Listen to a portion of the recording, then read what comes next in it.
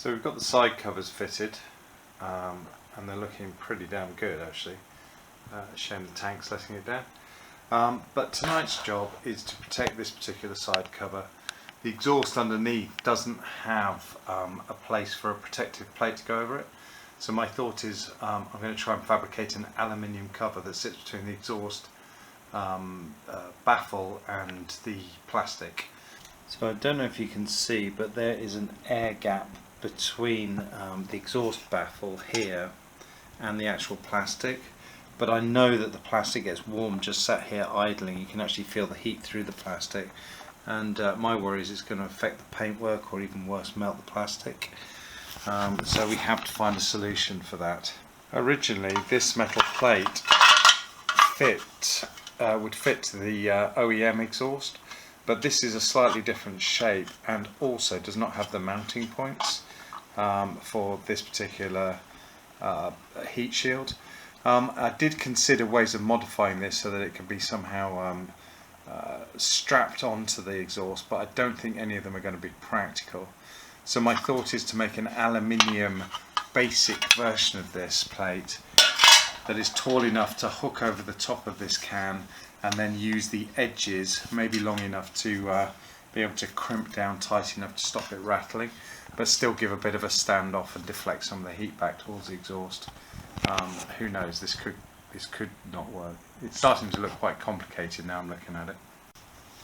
Okay, a slight change of plan tonight. I was going to make my own aluminium heat guard, but I decided in the end, why go to all the effort when you've got something that's already pre-formed.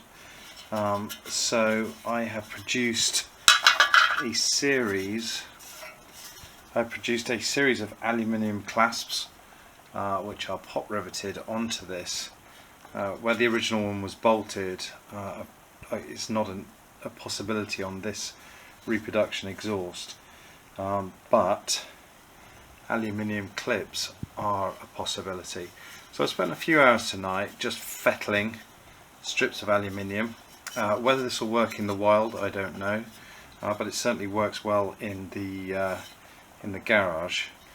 So we've got a clip on the top which hooks over the top of the exhaust muffler box, and once that's in place, there's a clip at the front which kind of holds it in the right position. There's a clip at the back which takes a bit of a press to get it to engage. It's so much easier two-handed. So there you go, it takes a wiggle and it clips in.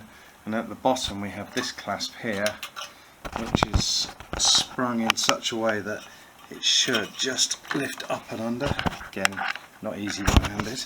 And the clip at the bottom should just push home and provide the tension to hold everything in place.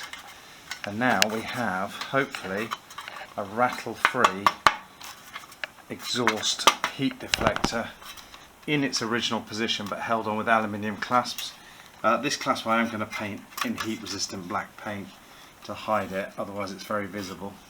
But the other ones I probably won't bother. Or maybe I'll repaint the whole thing, I don't know. But now that that's on, you can fit the side cover and it'll be more protected from the heat emanating from the exhaust. And I'm sorry that was a struggle, but it's difficult one-handed. With this mounted like this, there is actually an air gap behind here. So this is stood off slightly, and so that should help reflect some of the heat back into the towards the exhaust and away from the plastics. And then we have the plastic, which just clips into place, he says. Again, difficult one-handed. There we go, 1, 2, and this top one. And these are new rubbers on here, but this back one is not the best of grip, but it'll do. It'll do. So there we go. The exhaust heat shield, and the finished side panel. And as you can see, this aluminium strip under here, if I paint this in heat resistant black, it should lose itself. You won't notice it's there, hopefully. Anyway, that's it for this evening. Just a quick and dirty video. Yeah, and hopefully those pop rivets won't vibrate and become loose on the clips.